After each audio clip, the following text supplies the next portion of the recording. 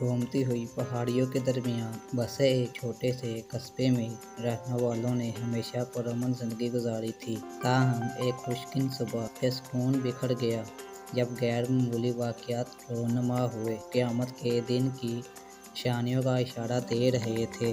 پہلی نشانی خون کے سو چاند کی شکل میں سامنے آئی، جو صبح سویرے آسمان پر نیچے لٹکا ہوا تھا۔ اس نے ایک خوفناک چمک ڈالی تھی جو اسے دیکھنے والوں کے دلوں میں خوف پیدا کر دی۔ پیشن گوئیوں اور قدیم متون کی آوازیں گردش کرنے لگیں اور لوگ رہنمائی کے لیے اپنی عبادت گاہوں کی طرف جھک در جھک آنے لگے۔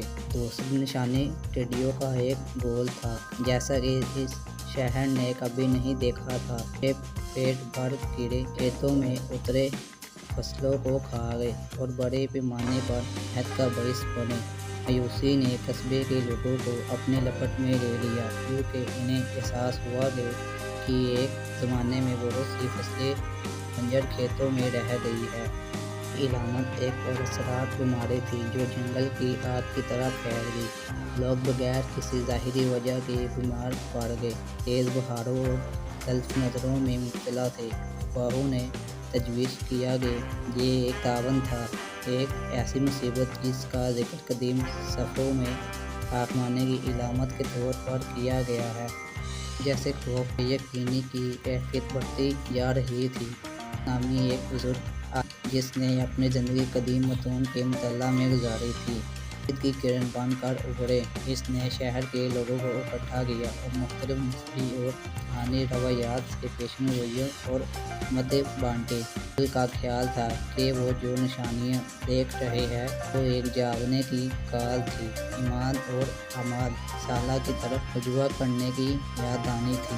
چوتھی نشانی قدرتی آفات کی صورت میں پہنچی۔ زلزلے کے جھٹکوں نے شہر کو ہلا کر رکھ دیا، جس سے عمارتیں کھنڈر بن گئیں اور بڑے پیمانے پر خوف باہر پھیل گیا۔ موسلا دھار بارش نے سڑکوں پر پانی بھر دیا اور قریبی جنگلات میں بے لگام جنگل کی آگ بھڑک اٹھی۔ لوگ ڈرنے لگے کہ یہ عذاب الہی کی نشانیاں ہیں۔